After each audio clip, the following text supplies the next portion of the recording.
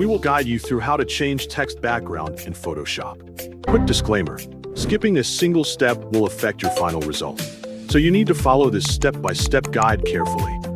If this guide helpful, don't forget to like and subscribe. First, don't forget to comment if you still need our help or want to ask something, and we will reach you as soon as possible.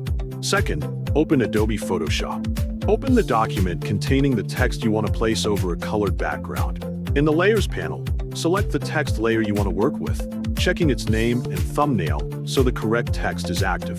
Select the Rectangle tool from the toolbar, or open the Shape tool group and choose Rectangle if another shape tool is currently displayed.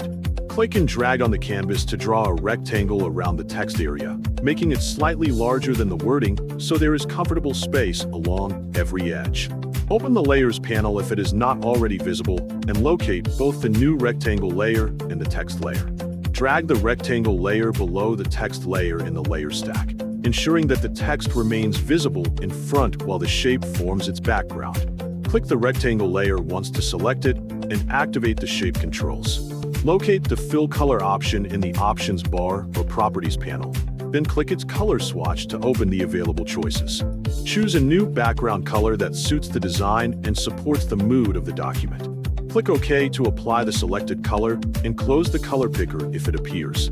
Make sure the rectangle stroke setting is disabled by choosing the No Color option, unless an outline is intentionally required for the design.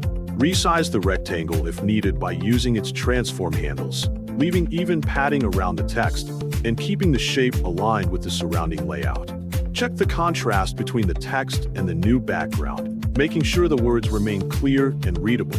When the placement, size, and contrast look right, save the Photoshop document as a PSD file so the text and rectangle stay on separate editable layers for future changes.